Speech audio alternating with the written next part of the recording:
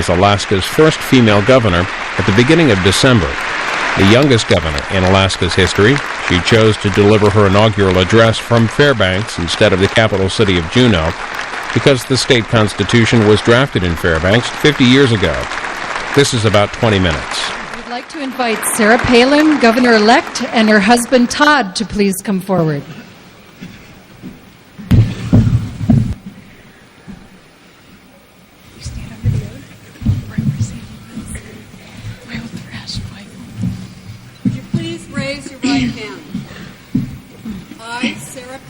I, Sarah Palin, do solemnly swear that I will support and defend the Constitution of the United States the Constitution of the United States and the Constitution of the State of Alaska, and the Constitution of the State of Alaska, and that I will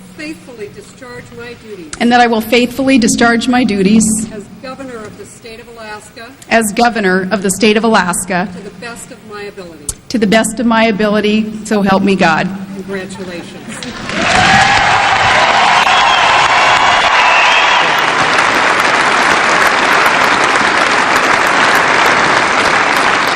And now, ladies and gentlemen, it is my honor to present to you the 11th governor of the state of Alaska, the Honorable Sarah Palin.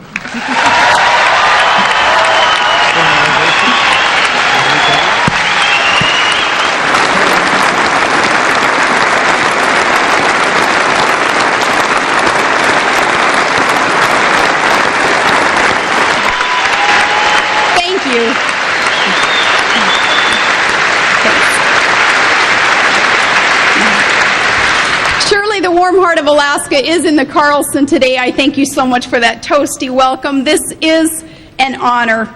Welcome all. To our state constitution framers, we honor you. Past and present officials from across the land, we're grateful for you. I thank all of our former governors here in Alaska who have served, all of them. And to my family, our big family, I love you. Y'all cleaned up real well today. I don't see a Carhartt in the bunch. Give us a couple hours. Just give us a couple hours. Especially to all of you, though. Students, thank you for skipping school. Thank you for being here. Thank you. I am so glad you all are here. And Libby Riddles, first woman to win the Iditarod.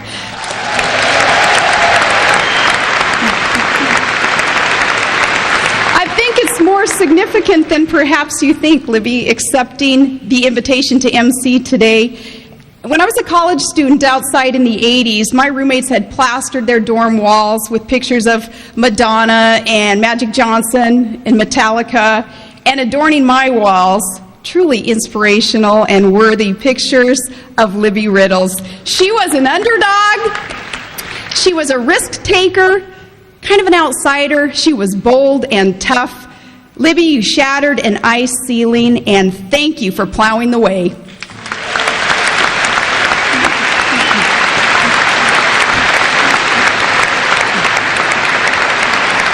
I am humbled to be here with so many good Alaskans, and here in the land of great Native heritage. Alaska is a family, and Alaska Natives, you're the first family. Embrace that welcomed newcomers to this frontier yesterday.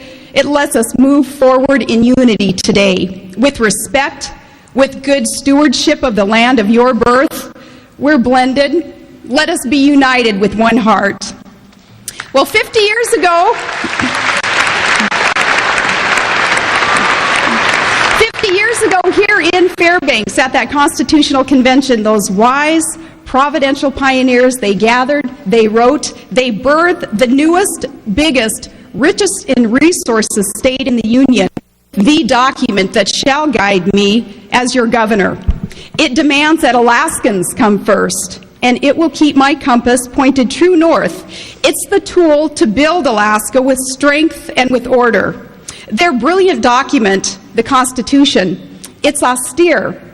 It concentrates clearly on resource development for our people, and is eerily prophetic. Today we stand on the threshold of a new frontier, and these pioneers still speak to us from the past. At the start of the convention, Delegate Bob Bartlett saw two distinct futures for Alaska, one of wise resource management leading to wealth and industry, one of servitude stemming from loss of control over our resources that leads to despair. They had a choice which route to go, as we do today, regress or progress. See, there's no part of the world where the people and the land fit as they do here. Our natural resources are our lifeblood, and they're commonly owned by all of us. We're unlike any other state in the Union. Here it's the people who are in charge. We have rights and responsibilities to produce. Done right, we see vitality, we fund services, we make a more secure America, and we see opportunities for jobs, for work. And that should be our goal, because man was created to work.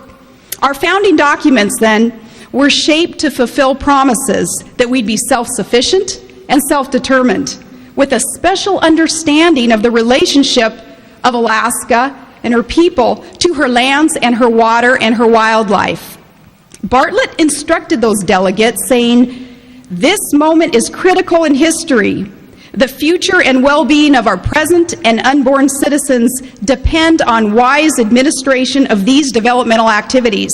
He was warning against being exploited by outside interests because we were so resource-rich. He said, "The taking of our resources without leaving reasonable return to support needed services will mean a betrayal in the administration of the people's wealth.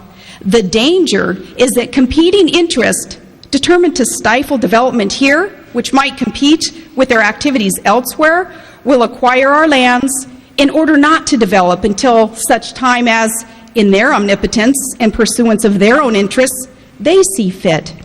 If our opportunities are squandered, the people of Alaska may be even more the losers than if the lands had been exploited."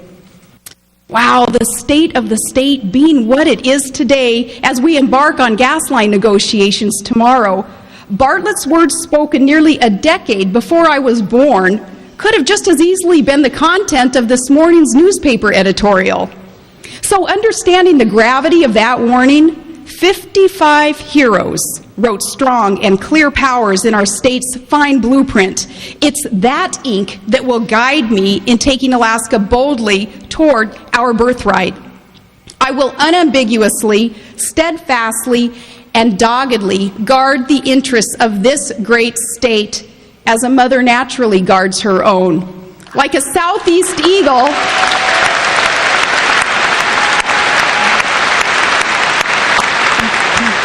like a southeast eagle and her eaglet, or more appropriately here in the Carlson, like a Nanook defending her cub. Our state, our lands, our future, they are in our hands. The most important issue today, as Lieutenant Governor Sean Parnell said, it's developing energy supplies, building the foundation upon which we will progress our role internationally. Central today, natural gas needs. We must tap reserves and explore for more to energize our homes, our businesses, for new industry to come alive, to heat our economy and allow us self-sufficiency while gifting our nation with safe domestic supplies. Couple this with ANWR oil and inexhaustible alternative energy sources, and Alaska can lead the nation in a much-needed U.S. energy plan to secure these United States. It's to create a safer world. Why not Alaska fueling the nation? Why not Alaska leading the world? These are perilous times in our world.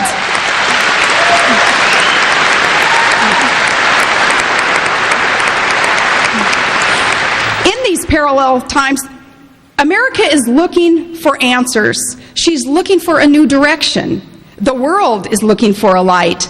It's Governor Hickel who reminds me that light can come from America's great North Star. It can come from Alaska.